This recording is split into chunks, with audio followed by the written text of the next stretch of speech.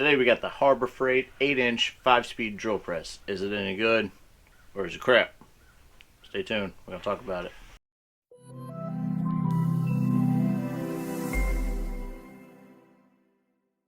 Welcome back, guys. Backyard Bob. Thanks for stopping by. Today we're talking about the Harbor Freight 8-inch drill press. Is it worth the crap or is it not? Now, there is no doubt if you're in woodworking, you drill holes. And there's going to come a time where you got to drill a straight hole. That's where a drill press comes in, because straight holes are inevitable. Now, you start researching drill presses, you're looking everywhere, and one of your first thoughts is Harbor Freight. Now, this drill press will run you $79.99 at Harbor Freight. Current price now in 2022. Due to inflation, it has gone up quite a bit, about 10-15 bucks in price, but for $80 it is still a cheaper option as compared to its competitors online and anywhere else. Now, before we get to the nitty-gritty of the operation of the machine, we're going to go over some of the specs, what the machine is capable of, blah blah blah, on paper, all that fun stuff. I'm going to go ahead and throw a graphic up on the screen and we can read it together. So it has a 1/3 horsepower motor with a max speed of 3,070 RPMs, minimum speed 760 RPMs. Like I said before, it's a 5-speed. The height of the press is 22 5/8 inches. The length of it is 17 inches. The width is 7.5 inches. It weighs 32 pounds, so it's really not too bad on weight. It's got a 2-inch stroke. The table dimensions is 6 1/4 by 6 1/8 inch. It's about a 6 1/4 inch square. The 5 speeds are 620, 1100, 1720, 2340, and 3100 RPMs, and it's got a 45-degree tilting table that goes left or right. Now, for a lot of us, we all know that footprint is very important, especially for people with small shops, even particularly me, since I work in a shed. And it takes up a very little footprint. It's not in its permanent home right now, but I can use it right here. It's light enough I can pick it up, move it outside, do what I need to do. You can see my workbench here. It's just shy of 2 feet wide. So the machine sits on the bench very comfortably and it's at a good height. I can sit on my stool and do the work I need to do very comfortably. Footprint. Footprint is a plus. Now, when you bring this baby home, it's not going to come assembled. It's going to be in a box in a few pieces. It's not that hard to assemble. You're going to have your motor assembly, your working base, your bottom base, the back pole, and also your drilling handles. And it's not hard to put together. Basically, you're going to bolt your pole, the main shaft, down to the base plate here. There's 3 bolts put in. You're going to slide your work table down onto the shaft, and then you're going to attach the motor onto the top of the pole, and then you're going to screw in your drilling handles. Boom, easy, done, and you're on to drilling. Oh yeah, one more step. You got to put the spindle on. You kind of need that. So you put the spindle on, you got to press it in there, but it gives you step-by-step instructions on how to do that. It's pretty simple. Now, on the left side of the machine, you have a work light. Switch is up here. Turn it on. Ooh, you can see now. It's just a crappy halogen bulb. One thing I would do is upgrade it for an LED. That's no fault on their part. They were just cutting corners to save money like everybody else in the world. So put an LED bulb in there. I just haven't got to it yet. You also have a depth gauge here. Depth gauge. Sound like Elmer Fudd. Little arrow pointing to different increments. You basically turn these nuts to where it bottoms out. So when you're drilling down, your nut would bottom out at the depth you want it. So if you only need to drill half an inch, and you're golden. Front of the machine, you got your on-off switch. You also got a little tool you can, or a little lock, I guess. You can pop that out. Keeps anybody from turning the machine on by accident, or if you got chitlins running around and you don't want them to drill a hole in their head, pop the tool out. Me, I just leave it in. If I drill a hole in my head, then I don't know, I probably shouldn't be out here doing this anyway. The left side of the machine, you have your drill handle. Down for drill, up for not drill. That's pretty simple. Down drill, up for not drill. Down drill, up for not drill. Simple, right? Alright, cool.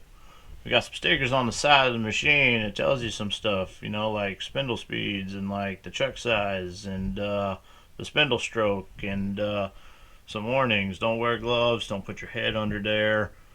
Don't put taquitos in the chuck and whip them around. Just stuff like that. Warnings and all that blah blah blah. In the back you got a lever here. This loosens up the motor so you can move it to adjust the belt tension, which I'll show you the pulleys up in the top in just a second. So you loosen it, move your motor, take your belt off, move it up to pulley, and then retighten the motor and retighten your screw. Up in the top, this is where the magic happens. You're gonna pop this joker up and you got your pulleys in here, and it gives you a nice little chart for you to see the spindle speeds. And like I said, once you loosen the motor with the little bolt down here, your pulley will come loose and you can hopscotch your belt up the pulleys. Now, doing woodworking and using Forstner bits and having to drill slow, I have mine set at the slowest RPM setting, and you can change it for whatever your needs are. Bam. Down chunder, you got the handle. This is for moving your plate. You can loosen it, slide it up and down, whip it around, do all kinds of stuff. The table also tilts 45 degrees both ways. That's a feature I don't use a lot. And to set it, there is a bolt on the underside. You loosen it, and then you can turn the table left or right to whatever degree you want. Like I said, that's a feature I don't really use because I'm not drilling holes at some weird angle like that. So mainly I just move the plate up and down and around and all that fun stuff. And you can also slide it all the way down to the bottom if you need more space for bigger material. Whatever you want to do. Boom, table. Now installing a drill bit is very simple. Once this is hand loose, you can just spin, install your drill bit. I like to get it hand tight, and then it includes a chuck key to tighten down your chuck. Basically, I just took one of these I can't say the word. I took a magnet, stuck it to the machine, stick my wrench to it, and it's good to go. That works for me for now until I get something better. So once you have your chuck hand tight, you just snug it down, ready to drill. So now let's see if it drills a straight hole, because that's what you're waiting for. Does it drill a nice straight hole? We're going to find out. Now, one thing to note when you're drilling a hole, make sure your center hole in your work plate is lined up with the drill bit. Make sure it's lined up with the drill bit so it goes through the hole and not into the metal plate, because that's not fun.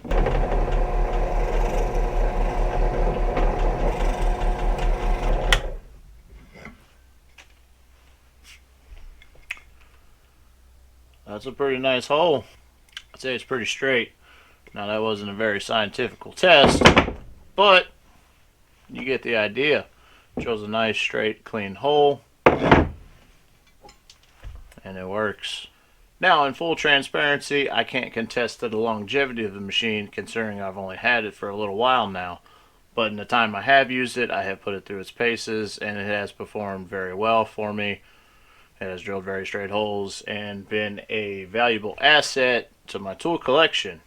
Depending on how much drilling you do, if you're just a beginner woodworker or you don't use a drill press that often, you know, you just drill a hole here and there, you use a Forstner bit occasionally, for $79.99 this is going to be a great option for you. And if you keep your eye out with Harbor Freight, they send coupons in your email, and sometimes this thing goes on sale. You can catch it for, I don't know, $10, $15 cheaper, maybe $69.99.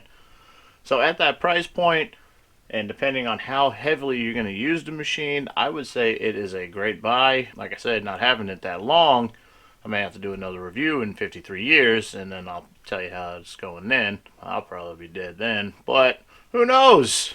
Technology, it's amazing. So is it worth it to buy? I think absolutely, yeah. Our part's probably going to get wore out and might have to replace things here and there, belts, I don't know, maybe the spindle will get a wobble in it at some point, because I heard that the spindle can have a wobble.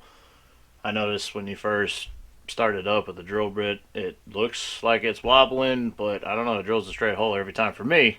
So it is a good asset in my tool collection. Now, moving forward with the machine, I am definitely going to be doing some modifications to it just to make my life easier. And that pretty much goes for a lot of drill presses that you're going to get in this range. You know, you get the main machine, but there is going to be little things that you're going to want to do personally to make it better and easier and more efficient for you to use. One thing, like I mentioned earlier, is the light bulb. LED light bulb just to make it brighter. You know, that's a simple thing right there. Chuck it. Done. Get out of my face. Now the table's incredibly small, and most of the stuff that I have done has been small pieces that I've had to drill holes into. I'm sure at some point I'll need to put bigger pieces in here, and the table will have its limitations. And also holding work pieces down, because that's a very important thing with a drill press. You want to make sure your pieces are held firmly down so they don't whip around on you, get caught in a drill bit. Yeah. Why do I keep saying drill bit? I don't know. Ay. So pieces don't get caught in the drill bit, whip around, smack you upside the head. You can employ options such as a vise. They have table vices. You just bolt it in on each side and you can crank your workpiece down. Or like I'm going to do in the future, I'm going to build me a new table out of wood. I have a fence and hold down clamps and fancy stuff like that. That's down the road, but that's ultimately what I want to do with this machine. Other than that, out of the box, she's ready to go. Just put her together and let her rip. Harbor Freight 8-inch 5-speed drill press. That is a good tool, in my opinion. Yeah, that's nice. Hey, I appreciate you guys watching. If you like videos like this, go ahead and give it a thumbs up and subscribe. We'll have to do more tool reviews down the road because I know everybody's all about the hottest, latest tool. And some of you are like me, you're trying to get the cheapest tool that gets the job done. So we're going to do more down the road. If you'd like to see more videos, I'll have a couple of them linked right here and right here. We'll see how that worked first time doing that, you know what I'm saying? As always, you know, I don't have a catch line to put at the end. It's all good. We'll work on it. Thank you guys. Backyard Bob. Catch you on the next one.